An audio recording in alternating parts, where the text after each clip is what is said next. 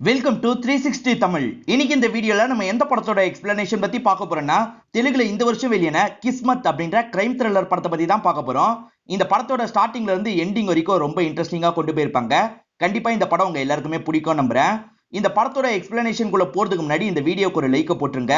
நீங்க போடுற லைக் மூலியமா இந்த வீடியோ இன்னும் நிறைய பேர்கிட்ட கொண்டு போய் சேர்க்கப்படும். இப்ப டைம் வேஸ்ட் பண்ணாம நம்ம நேரடியா படத்தோட ஃபுல் எக்ஸ்பிளனேஷனுக்குள்ள போயிடலாம். படத்தோட ஸ்டார்டிங் சீனே ரங்கன்னு ஒருத்தரை காட்டுறாங்க. இவர் நிறைய காலேஜ் எல்லாம் ரன் பண்ணிட்டு இருக்காரு. எம்எல்ஏ ஆகணும்னு ஆசைப்படுறாரு. இந்த வாட்டி எனக்கு சீட்டு வேணும்ன்ற மாதிரி கட்சியை சேர்ந்தவர்கிட்ட சொல்லிட்டாரு.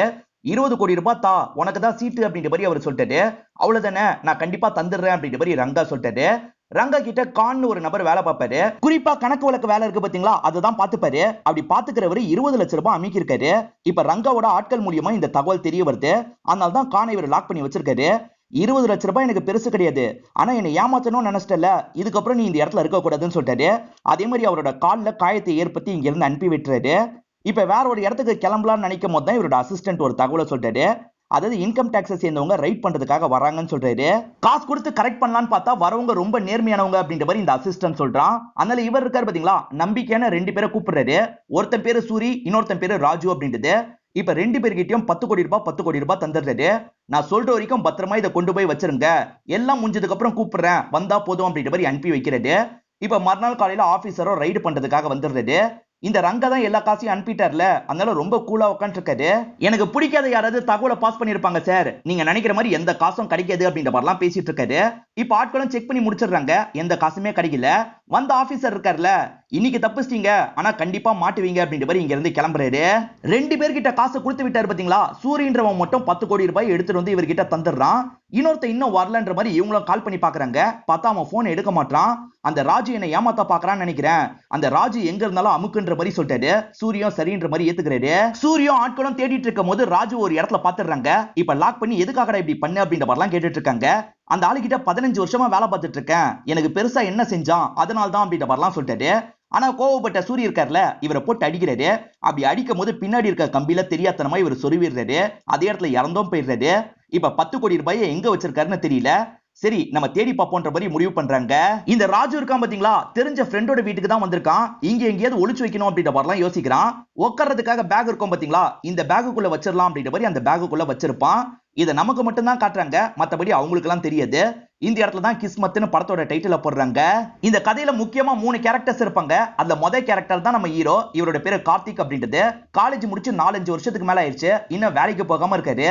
எப்பதான்டா வேலைக்கு போவ அப்படின்ற மாதிரி தினமும் காலையில அப்பா திட்டுறாரு. இப்ப 2வது கேரக்டரை காட்டுறாங்க. இவரு பேரு அபி அப்படின்றது. இவரோட அப்பா ஒரு காய்லாங்கடை தான் ரன் பண்ணிட்டு இருக்காரு. காலேஜ் முடிச்சு 4-5 வருஷம் வேலைக்கு போகாம தான் இருக்க, பேசாம இங்கேயாவது வேலை பார்க்கலாம்ல, இங்க வேலை பார்க்குற இந்த பையன் கூட 10,000 ரூபாய் சம்பாதிக்கிறான் அப்படின்ற மாதிரிலாம் திட்டுறாரு. அப்பா திட்டின எல்லாத்தையும் பக்கத்துல இருக்க பையனா கவனிச்சிருப்பான். அப்பா சொல்ற மாதிரி பண்ணலாம்ல அப்படின்ற மாதிரிலாம் கேட்கிறான்.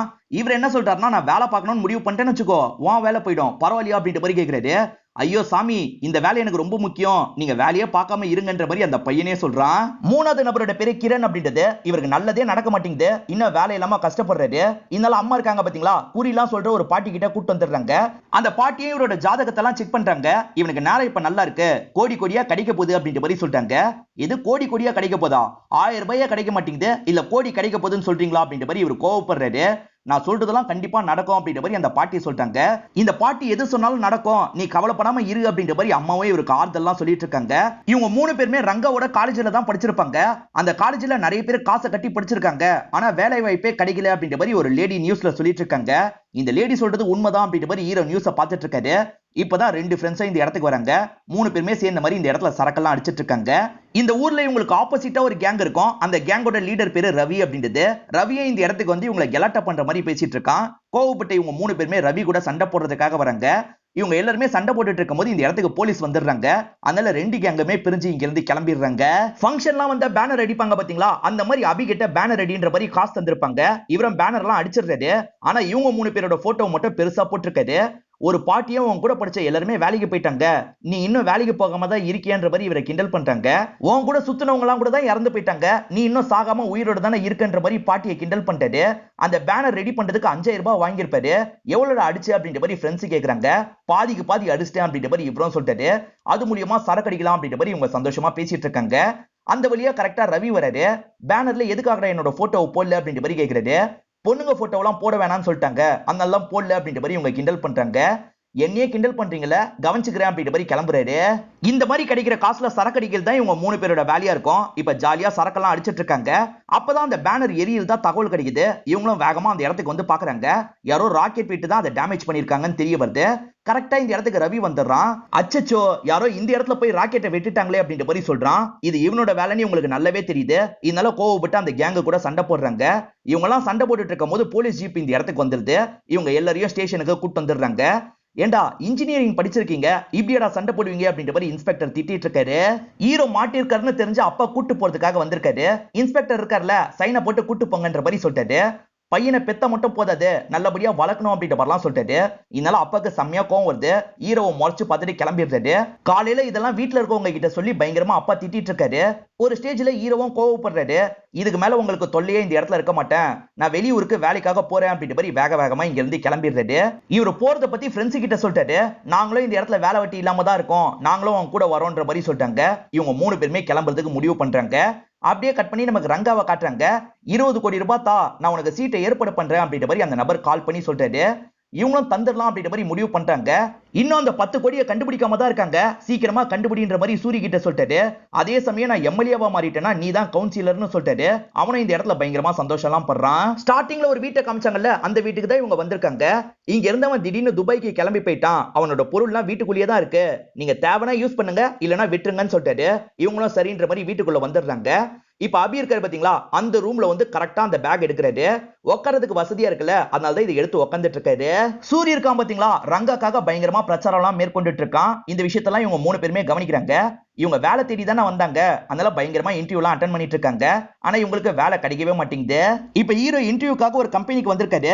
இங்க தானியான்னு ஒருத்தங்க தான் இருக்காங்க. அவங்கள பார்த்தோன்னே ஹீரோக்கு ரொம்ப பிடிச்சிருது. அவங்களே வச்ச கண்ணு வாங்காம பார்த்துட்டு இருக்காரு. ஹலோ மிஸ்டர், கேள்வி கேட்கலாமா அப்படின்ற மாதிரி அவங்க கேள்வி எல்லாம் கேட்க ஆரம்பிக்கிறாங்க. அவங்க கேட்கிற எந்த கேள்விக்கும் இவருக்கு பதில் தெரிய மாட்டேங்குது. சாரி, நீங்க கிளம்பலாம் அப்படின்ற மாதிரி அவங்களும் காஃபி குடிக்கிறதுக்காக கிளம்பிடுறாங்க. அவங்க காஃபி குடிச்சிட்டு இருக்கும் போது ஹீரோ இந்த இடத்துக்கு வந்துடுறாரு. இவங்க கிட்ட பேசுறதுக்கு ட்ரை பண்ணிட்டு இருக்காரு. ஹலோ மிஸ்டர், உங்களுக்கு என்னதான் வேணும் அப்படின்ற மாதிரி அவங்க கேக்குறாங்க. உங்களோட ஃப்ரெண்ட்ஷிப் தாங்க எனக்கு வேணும், நான் காலேஜ் படிக்கும் போது கூட பொண்ணுங்க கிட்ட பேசினதே கிடையாது, உங்க நம்பர் மட்டும் கிடைக்குமான்னு கேக்குறாரு. இவங்க நம்பர்லாம் இவர்கிட்ட தர மாட்டாங்க. பேசிட்டு இருக்கும் போது தானியாவோட ஃப்ரெண்ட் இந்த இடத்துக்கு வந்துடுறாங்க. இவர் அவங்க கிட்டயும் ஜாலியெல்லாம் பேசுறாரு.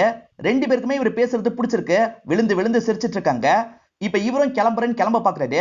என்ன நம்பர் வாங்காமையே போறீங்க, நம்பர் வேணாமான்னு கேக்குறாங்க. இவரும் ஸ்மைல் பண்ணிட்டாரு. ஹீரோ ஜாலியெல்லாம் பேசினார்ல, அது ஹீரோயினுக்கு பிடிச்சிருது, அதனால நம்பரை தந்துடுறாங்க. இந்த இடத்துல இவங்க 2 பேருமே லவ் பண்றத ஒரு சாங் மாதிரி நமக்கு காட்டுறாங்க. இவங்க பெட்டி கடையில நிறைய கடன்லாம் வச்சிருப்பாங்க. அதனால அந்த கடைக்காரரும் சிகரெட் எல்லாம் தரமாட்டேன் அப்படின்ற மாதிரி சொல்லிட்டாரு. இதெல்லாம் தள்ளி இருந்து சூரி கவனிக்கிறாரு. நான் காசு தரேன் அவங்களுக்கு தான்ற மாதிரி சொல்லிட்டாரு. இதனால இவங்க சூரிய பார்த்து நன்றி எல்லாம் சொல்லிட்டாங்க. இப்ப சூரிய இருக்காரு பாத்தீங்களா, இவங்க வீட்டுல இவங்க கூட சேர்ந்து சரக்கு அடிக்கிறதுக்காக வந்துடுறாரு. இவங்க எல்லாருமே ஜாலியா பேசிக்கிட்டே சரக்கு அடிச்சிட்டு இருக்காங்க.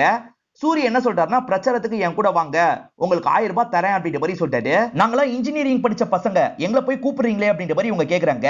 ஏற்கனவே வேலை பாக்குறவங்க இன்ஜினியரிங் படிச்ச பசங்க தான் அப்படின்ற மாதிரி இவர் சொல்லிட்டாரு. அப்ப சரி நாங்களும் வரோன்ற மாதிரி இவங்க 3 பேருமே ஏத்துக்கிறாங்க.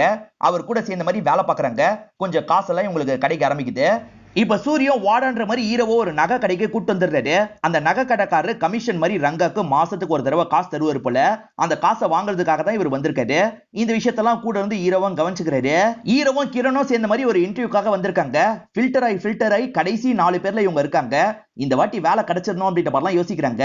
ஆனா இவங்க கூட இருந்த 2 பேர் தான் செலக்ட் ஆயிருப்பாங்க. இவங்க செலக்ட் ஆயிருக்க மாட்டாங்க. இந்த வேலையும் கிடைக்காம போயிருச்சு அப்படின்ற மாதிரி இவங்க 2 பேருமே தம் அடிச்சிட்டு இருக்காங்க. அப்பதான் வேற ஒரு நபர் பேசுறதுக்காக வராரு. அந்த நபர் இருக்காரு பாத்தீங்களா, ஒரு ஏஜென்சியை பத்தி சொல்லிட்டாரு. அவங்க கிட்ட 10 லட்ச ரூபாய் தந்தா போதும், கண்டிப்பா வேலை வாங்கி தந்துருவாங்க, மாசத்துல இருந்தே 45,000 ரூபாய் சம்பளம் அப்படின்ற மாதிரிலாம் சொல்லிட்டாரு. ஆனா 10 லட்ச ரூபாய்க்கு என்ன பண்றது அப்படின்ற மாதிரி இவங்க யோசிக்கிறாங்க. இத பத்திலாம் அபி கிட்ட சொல்லிட்டு இருக்காங்க. 10 லட்ச ரூபாய்லாம் நம்ம கிட்ட எங்க இருக்கு, நம்ம பேசாம ஊரை பார்த்து கிளம்பலாம்னு சொல்லிட்டாரு. ஹீரோ என்ன சொல்றாருன்னா, வேலை இல்லாம திரும்பி என்னால ஊருக்கு போக முடியாது, நம்ம தப்பு பண்ணியாவது இந்த காசை பரட்டி தான் ஆகணும்னு சொல்லிட்டாரு. என்னடா சொல்ற அப்படின்ற மாதிரி ஃப்ரெண்ட்ஸ் ஷாக்கிங்கா கேக்குறாங்க. ஆக்சுவலா ரங்காக்காக காசு வாங்க நகை கடைக்கு போனாரு பாத்தீங்களா, அந்த நகை கடையில காசு வாங்கும் போது நம்ம தூக்கிடணும் அப்படின்ற மாதிரி சொல்லிட்டாரு. வெளியே இருக்க சிசிடிவி கேமராவை ஆக்ட் பண்றதுக்காக இவங்க ஒரு டிவைஸ் எல்லாம் செட் பண்ணிடுறாங்க. திரும்பி ரங்காவோட வீட்டுக்கு ரைடுக்கு ஆட்கள் வர போறாங்கன்னு தகவல் கிடைச்சிருக்கு. ரங்கா என்ன சொல்றாருன்னா, ஒரு டாக்ஸி டிரைவரை புக் பண்ணுங்க, இந்த பேக் அதுல வச்சிருங்க, அவன் பாட்டுக்கு ஊரை சுத்தி சுத்தி வரட்டும் அப்படின்ற மாதிரி சொல்லிட்டாரு. பணத்தை பத்தி தெரிஞ்சு அவன் எடுத்துட்டு போயிடுவானே அப்படின்ற மாதிரி சொல்லிட்டாங்க. பணத்தை பத்தி சொல்லாதீங்க, நம்ம சொல்லாம இருந்தா அவனுக்கு ஆர்வமே இருக்காது, அவன் பாட்டுக்கு நார்மலா சுத்துவான் அப்படின்ற மாதிரிலாம் சொல்லிட்டாரு. இவங்களும் அவர் சொன்ன மாதிரியே ஒரு டாக்ஸியை புக் பண்ணிடுறாங்க. அவன் ஓரளவுக்கு இவங்களுக்கு பழக்கம். இந்த பேக்கை மட்டும் வச்சுட்டு நீ சுத்துன்ற மாதிரி அனுப்பி விட்டுறாங்க. ஹீரோவும் டீமும் அந்த காசு அடிக்கிறதுக்கு பிளான் எல்லாம் போட்டுறாங்க. சூரி வந்திருக்க மாட்டாரு, வேற ஒருத்தர் தான் காசை வாங்கிட்டு கிளம்பலாம்னு நினைக்கிறாரு. அதுக்குள்ள ஹீரோ இருக்காருல, அந்த காசை பிடிங்கிட்டு ஓட ஆரம்பிக்கிறாரு. அவங்களும் விடக்கூடாது அப்படின்ற மாதிரி வேகமா துரத்திட்டு வராங்க. ஆனா ஒரே மாதிரி 3 பேர் ட்ரெஸ் போட்டிருப்பாங்க. இவங்க மாறி மாறி ஓடிட்டு இருக்காங்க. துரத்திட்டு வந்தவங்க ஒரு ஸ்டேஜ்ல டயர்ட் ஆயிடுறாங்க. என்னடா நம்மளுக்கு டயர்ட் ஆகுது, அவங்களுக்கு டயர்டே ஆகல அப்படின்ற மாதிரி யோசிக்கிறாங்க. இப்ப 3 பேருமே அந்த பேக்கை கொட்ட விட்டுறாங்க. இவங்க 3 பேருமே சந்தோஷமா அந்த பேக்கை எடுத்துட்டு போறாங்க. வண்டியில வேற யாரையும் ஏத்தக்கூடாதுன்னு இந்த டிரைவர் கிட்ட சொல்லியிருப்பாங்க. ஆனா இந்த டிரைவர் இருக்காரு பாத்தீங்களா, போற வழியில இவங்க 3 பேரையும் வண்டியில ஏத்திடுறாரு. கொஞ்சம் காசு கிடைக்கும்ன்றதுக்காக தான் இந்த மாதிரி பண்ணிடுறாரு. இப்ப இவங்க 3 பேருமே வீடு வந்து சேர்ந்துடுறாங்க. பார்த்தா 2 பேக் இருக்கு. தெரியாதனமா அந்த வண்டியில இருந்த பேக்கையும் இவங்க சேர்த்து எடுத்துட்டு வந்திருக்காங்க. இந்த பேக் அப்புறமா பாத்துக்கலான்ற மாதிரி 10 கோடி ரூபாய் இருக்க பேக்கை தள்ளி விட்டுறாங்க. இவங்க எடுத்த பேக்கை மட்டும் ஓபன் பண்றாங்க. அதுல 10 லட்சம் ரூபாய் இருக்கும். சரி இந்த காசை பே பண்ணி நம்ம வேலையை முடிப்போன்ற மாதிரி யோசிக்கிறாங்க.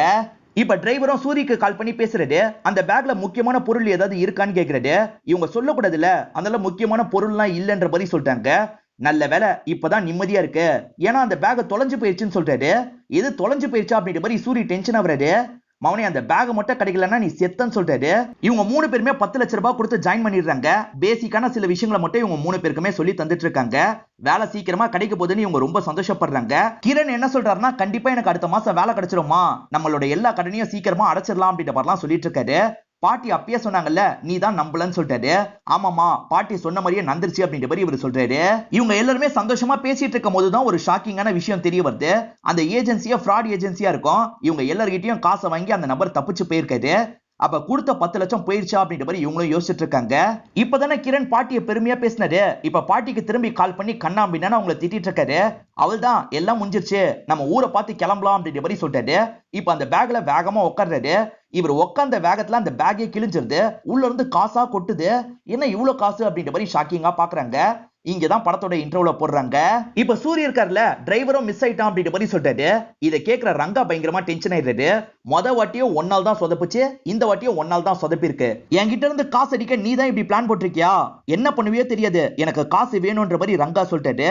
ரங்கா இந்த மாதிரி சந்தேகப்பட்டதுனால சூரிய செம்மையா அப்செட் ஆயிடுறாரு. இந்த மனுஷனுக்காக 20 வருஷத்துக்கு மேல வேலை பார்த்திருக்கேன், என்னையே சந்தேகப்பட்டுட்டார்ல, இதுக்கப்புறம் தான் இந்த சூரி எப்பேற்பட்டவன்றதை இவர் தெரிஞ்சுக்க போறாரு அப்படின்ற மாதிரிலாம் ஆட்கள் கிட்ட சொல்லிட்டு இருக்காரு. சூரிய நம்பி பிரோஜனம் இல்லைன்னு ரங்கா நினைக்கிறாரு. இப்ப தெரிஞ்ச போலீஸ்க்கு கால் பண்ணிட்டாரு. இந்த கேஸ் ஹேண்டில் பண்றதுக்கு ஒரு இன்ஸ்பெக்டரை ரெடி பண்ணுங்க அப்படின்ற மாதிரி சொல்லிட்டாரு. அந்த இன்ஸ்பெக்டரை நமக்கு காட்டுறாங்க. அந்த இன்ஸ்பெக்டருக்கு ரொம்ப வருஷமா குழந்தை இல்லாம இருக்கு. டெஸ்ட்டுக்கு சீமனை தரதுக்காக தான் இவர் வந்திருக்காரு. இப்ப சீமனெல்லாம் கலெக்ட் பண்ணிடுறாரு. இந்த வாட்டி நிறைய வந்திருக்கு அப்படின்ற மாதிரி சொல்லிட்டாரு. சார், குவான்டிட்டி முக்கியம் இல்ல, கவுண்ட் தான் முக்கியன்ற மாதிரி அங்க இருக்க லேடி சொல்லிட்டாங்க. இப்ப கவுண்ட்டை செக் பண்ணி பாக்குறாங்க. இந்த வாட்டியும் கவுண்ட் ரொம்ப கம்மியா இருக்குன்ற மாதிரி அந்த டாக்டர் சொல்லிட்டாரு. இதை மீறியும் குழந்தை வேணும்னு நினைச்சீங்கன்னா நிறைய செலவு பண்ற மாதிரி இருக்கும்ன்ற மாதிரி டாக்டர் சொல்லிட்டாரு. சீனியர் சொல்லி இப்ப இன்ஸ்பெக்டர் இருக்காரு பாத்தீங்களா, ரங்காவை பாக்குறதுக்காக வந்துடுறாரு. ரங்காவும் மொத்தம் 20 கோடி ரூபாய் காணாம போயிருக்கு. மொத 10 கோடியை கூட விட்டு தள்ளுங்க, ரெண்டாவது காணாம போயிருக்கிறது எப்படியாவது கண்டுபிடிச்சு தாங்கன்னு சொல்றாரு. இவங்க 3 பேரும் சேர்ந்து காசை எண்ணிடுறாங்க. 10 கோடி ரூபாய் இருக்கு, இது ஒரு பேக்ல போடணும்னு ஹீரோ சொல்லிட்டாரு. இதனால கிரண் இருக்காரு பாத்தீங்களா, அந்த பேக்கை ஓபன் பண்ணலாம்னு ஓபன் பண்றாரு. பார்த்தா அதுக்குள்ளேயும் காசு இருக்கு. என்ன இதுக்குள்ளேயும் காசு இருக்குன்ற மாதிரி ஷாக்கிங்கா கவனிக்கிறாங்க. நமக்கு பயங்கர லக்கு போல அப்படின்ற மாதிரிலாம் யோசிக்கிறாங்க. இன்ஸ்பெக்டரை பத்தி ஸ்டேஷன்ல எல்லாருக்கும் தெரிஞ்சிருக்கு போல. இப்ப என்ன சார் கவுண்ட் அப்படின்ற மாதிரிலாம் கேக்குறாங்க. இவருக்கு கொஞ்சம் அசிங்கமா இருக்கு. சார், இதெல்லாம் எதுக்காக எல்லார்கிட்டயும் சொன்னீங்க அப்படின்ற மாதிரி அசிஸ்டன்ட் கேக்குறது. நான் ஒரே ஒருத்தர்கிட்ட மட்டும் தான் சொன்னேன், அவர்கிட்டயும் யார்கிட்டயும் சொல்லாதீங்கன்னு சொன்னேன், ஆனா எல்லார்கிட்டயும் சொல்லிட்டு இருக்காரு அப்படின்ற மாதிரி சொல்லிட்டாரு. சார், முக்கியமான விஷயமா இருந்தாலும் சரி நார்மலா சொல்லிருங்க, பிரச்சனை கிடையாது. யார்கிட்டயும் சொல்லாதீங்கன்னு சொன்னீங்கன்னு வச்சுக்கோங்க, கண்டிப்பா சொல்லிடுவாங்க அப்படின்ற மாதிரிலாம் சொல்றாரு. ஹீரோவும் ஒரு மூட்டையை தூக்கிட்டு ஈரினை பாக்குறதுக்காக வந்துடுறாரு. திடீர்னு வீடை காலி பண்ண சொல்லிட்டாங்க. சில முக்கியமான பொருள் இந்த பேக்ல இருக்கு, இதை மட்டும் வச்சுக்கிறியா அப்படின்ற மாதிரி கேக்குறாரு. சரி, நான் பாத்துக்கிறேன் அப்படின்ற மாதிரி இவங்களும் வாங்கிக்கிறாங்க. இன்ஸ்பெக்டர் இருக்காரு பாத்தீங்களா, அந்த டிரைவரை பிடிச்சிடுறாரு. விசாரிக்க மொத்தம் 3 பேர் வண்டியில ஏறினதை பத்தி அந்த டிரைவர் சொல்றான். இந்த இடத்துல தான் இறக்கி விட்டேன் அப்படின்ற மாதிரி வீட்டை பத்தியும் சொல்றான். அவங்க வீட்டை போய் செக் பண்ணோம் அப்படின்ற மாதிரி இன்ஸ்பெக்டரும் யோசிக்கிறாரு. இப்ப சூரியும் ஃப்ரெண்ட்ஸ் கூட சேர்ந்த மாதிரி தம் அடிச்சிட்டு இருக்காரு.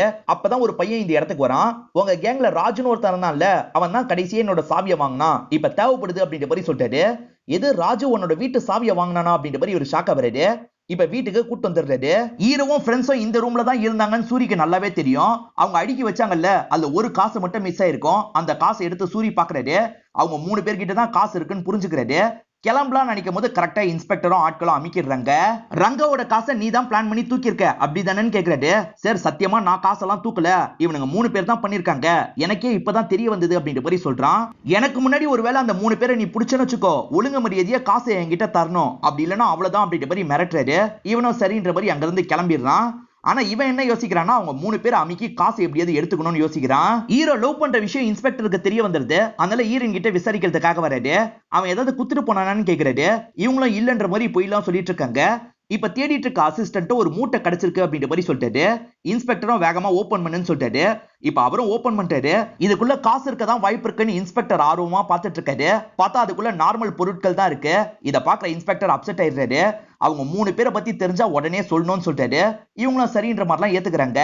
இவங்க 3 பேருமே ஒரு ஹோட்டல்ல ஸ்டே பண்றதுக்காக தான் வந்திருக்காங்க. வேலை பாக்குற பையனும் பேக தாங்க சார், நான் தூக்கிட்டு வரேன்னு சொல்றான். அதெல்லாம் தேவையில்லைன்னு அபியே தூக்கிட்டு வந்துடுறாரு. இப்ப அந்த பையனுக்கு வெறும் 5 ரூபா தராரு. சார் பேக்ல நிறைய காசு இருக்கும்ல, நிறைய தாங்கன்ற மாதிரி அந்த பையன் கேக்குறான். பேக்ல காசு இருக்குன்னு உனக்கு எப்படா தெரியும் அப்படின்ற மாதிரிலாம் அபி கேட்டுட்டு இருக்காரு. அதுக்குள்ள ஹீரோ இருக்காரு பாத்தீங்களா, அந்த பையனுக்கு நிறைய காசு கொடுத்து இங்க இருந்து அனுப்பி விட்டுறாரு. அவன் நார்மலா பேக்ல காசு இருக்கும்லன்னு சொன்னா நீயே நிறைய காசு இருக்குன்னு சொல்லிருவ போல அப்படின்ற மாதிரிலாம் அபிய போட்டு திட்டிட்டு இருக்காரு. இப்பதான் ஹீரோக்கு ஒரு வீடியோ வருது. அந்த வீடியோவை பாக்குறவரு செம்மையா ஷாக் ஆயிடுறாரு. ஏன்னா அந்த சூரிய இருக்கான் பாத்தீங்களா, ஈரினை பத்தி தெரிஞ்சு ஈரினை லாக் பண்ணி வச்சிருக்கான். இவன் உயிரோட வேணும்னா உடனே கிளம்பி இந்த இடத்துக்கு வான்ற மாதிரி சொல்றான். அபி இருக்காரு பாத்தீங்களா, டே 20 கோடி ரூபாயா அவளான்னு பார்த்தா 20 கோடி ரூபாய் தான்டா முக்கியம், பேசாம அவளை விட்டு தள்ளு அப்படின்ற மாதிரிலாம் சொல்லிட்டாரு. ஆனா கடைசியில பேசி காப்பாத்த போலான்னு முடிவு பண்றாங்க. சூரியோட ஜீப் ஒரு பில்டிங்கை நோக்கி போறதை இந்த டிரைவர் கவனிக்கிறாரு. இவன் எங்க போறான் அப்படின்ற மாதிரி ஃபாலோ பண்ணிட்டாரு. இப்ப சூரிய பாக்குறதுக்காக இவங்க 3 பேருமே வந்துடுறாங்க.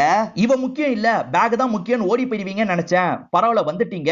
இவன் என்னடா 20 கோடி ரூபாய்க்கு ஒர்த்தா அப்படின்ற மாதிரிலாம் இவர் கேட்டுட்டு இருக்காரு. இது நடந்துட்டு இருக்கும் போது கரெக்டா டிரைவர் இந்த இடத்துக்கு வந்துடுறாரு.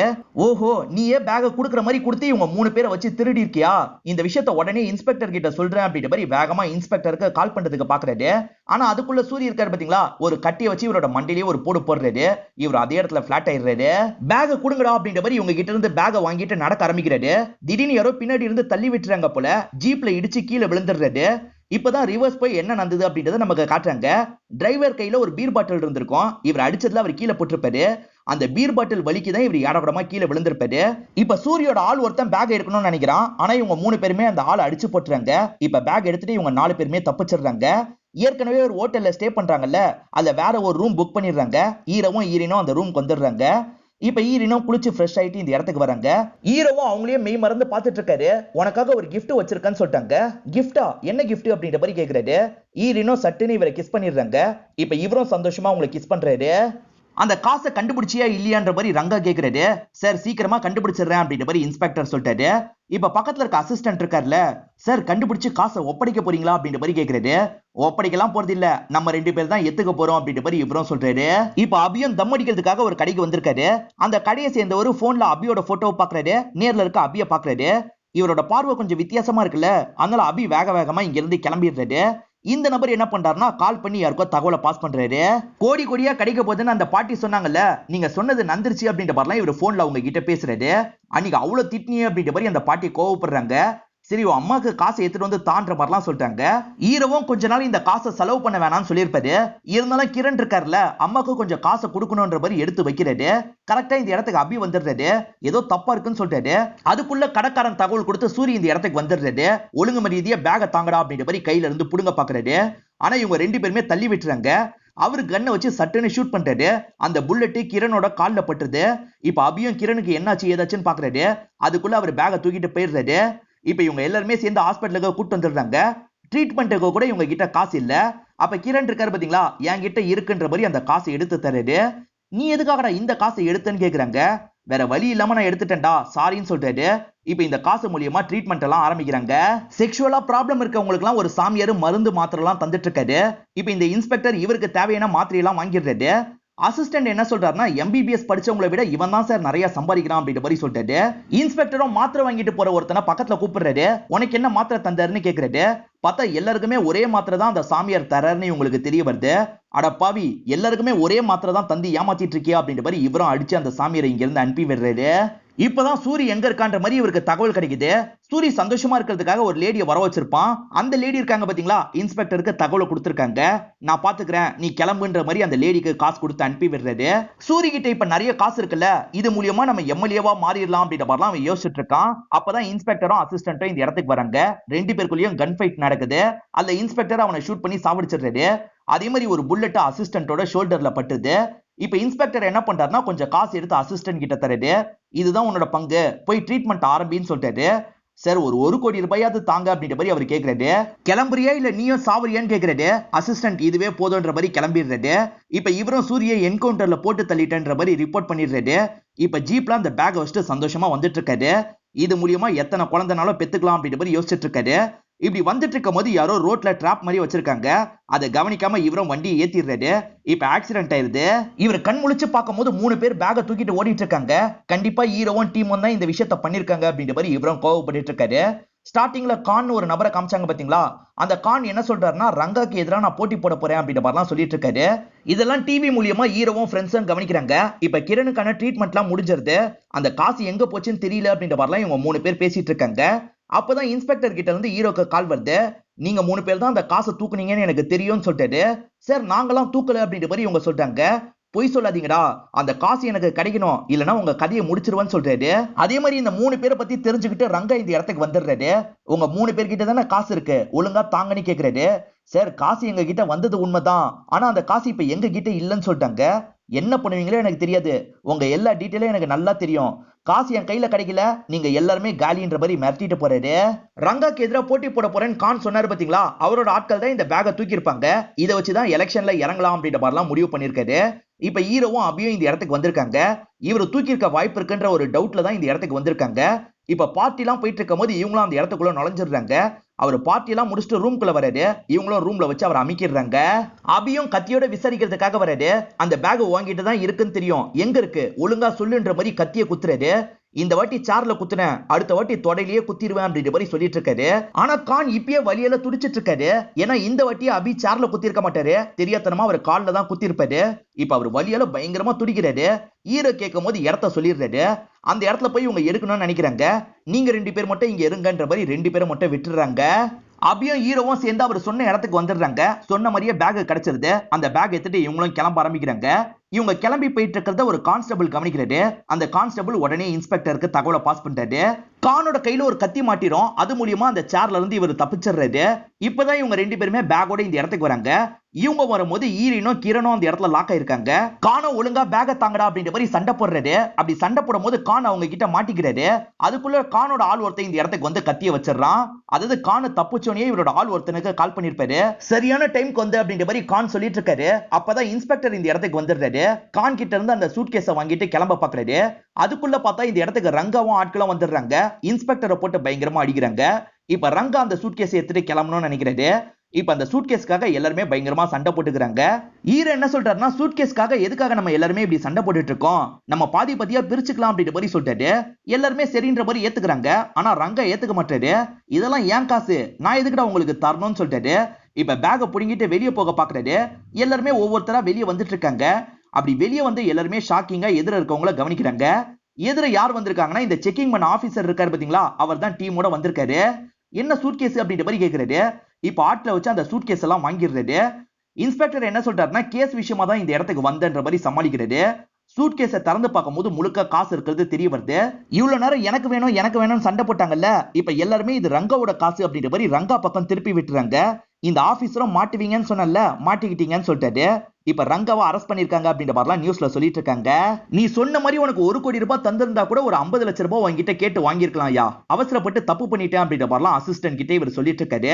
அதே சமயம் இவங்க 3 பேரை பார்த்து பேச ஆரம்பிக்கிறாரு. நீங்க 3 பேருமே இன்ஜினியரிங் தானே படிச்சிருக்கீங்க, அப்புறம் எதுக்காக இந்த வேலையை பண்ணீங்கன்ற மாதிரி கேக்குறாரு. சும்மா இருங்க சார், எப்ப பாரு இன்ஜினியரிங் படிச்சிருக்கீங்கன்னு சொல்றீங்க. இன்ஜினியரிங் படிச்சோம், ஆனா வேலை எங்க கிடைக்குது, வேலை வாய்ப்பே இல்லாம இன்ஜினியரிங் காலேஜ் மட்டும் அவ்வளவு திறந்து வச்சிருக்காங்க அப்படின்ற மாதிரிலாம் பேசுறாங்க. இதனால இன்ஸ்பெக்டரும் நல்லா பேசுறீங்கடா, சரி கிளம்புங்கன்ற மாதிரி அனுப்பி விடுறாரு. இப்ப ரங்காவும் ஜெயில பயங்கரமா கஷ்டப்பட்டு இருக்காரு. அங்க இருக்க ஆட்கள் கிட்ட என்ன சொல்றாருன்னா, சீக்கிரமே நான் வெளியே போவேன், அந்த 3 பசங்களால தான் நான் இந்த மாதிரி ஜெயில கஷ்டப்படுறேன், அவனுங்க 3 பேரையும் சும்மா விட மாட்டேன் அப்படின்ற மாதிரிலாம் கோவமா சொல்லிட்டு இருக்காரு. அப்படியே கட் பண்ணி இவங்க 3 பேரை நமக்கு காட்டுறாங்க. திரும்பி ஜீரோக்கு வந்துட்டோம், இதுக்கப்புறம் என்ன பண்ண போறோம் தெரியல அப்படின்ற மாதிரிலாம் பேசிட்டு இருக்காங்க. ஈர என்ன சொல்றாருன்னா 1 கோடி ரூபாய் என்கிட்ட இருக்குன்னு சொல்லிட்டாரு. இந்த 1 கோடி ரூபாய் எப்படி கிடைச்சது அப்படின்றத ஒரு பிளாஷ்பேக் மாதிரி நமக்கு போய் காட்டுறாங்க. ரங்கா காலேஜ்ல நிறைய காசுலாம் வாங்குறாருன்னு ஒருத்தங்க நியூஸ் போட்டாங்க பாத்தீங்களா, அது தெரிஞ்சு ரங்காவும் இவங்களோட ஆபீஸ அடிச்சு நொறுக்கி இருப்பாரு. ரங்கா கிட்ட கண்டிப்பா பிளாக் மணி நிறைய இருக்கும், நம்ம மட்டும் கரெக்டா தகவல் கொடுத்தோம்னு வச்சுக்கோங்க, நமக்கு 5% கமிஷன் மாதிரி தருவாங்கன்ற மாதிரி இவங்க சொல்லியிருப்பாங்க. இவருக்கு தான் 20 கோடி ரூபாயை பத்தி தெரியும்ல, எப்படியும் அந்த 20 கோடி ரூபாய் நமக்கு கிடைக்காதுன்னு இவருக்கு தோண ஆரம்பிச்சிருக்கும். அதனால இந்த தகவலையாவது கொடுக்கலான்ற மாதிரி இவர் தான் தகவலை கொடுத்து அந்த ஆபீசர்ஸ் எல்லாம் வந்திருப்பாங்க. அதனால அதுல 5% 1 கோடி ரூபாயை இவருக்கு தந்திருப்பாங்க. இப்படிதான் இந்த காசு கிடைச்சது அப்படின்ற மாதிரி சொல்லிட்டு இவங்க எல்லாருமே இந்த காசு கிடைச்சதை நினைச்சு சந்தோஷப்படுறாங்க. இதோட இந்த படமும் முடியுது. இந்த படம் உங்க எல்லாருக்குமே பிடிச்சிருக்கும் நம்புறேன். இந்த வீடியோ உங்களுக்கு பிடிச்சிருந்ததுன்னா லைக் பண்ணுங்க, கமெண்ட் பண்ணுங்க, மறக்காம 360 தமிழ் சேனலை சப்ஸ்கிரைப் பண்ணுங்க. தொடர்ச்சியா இந்த மாதிரி வீடியோக்கள் வந்துகிட்டே தான் இருக்கும்.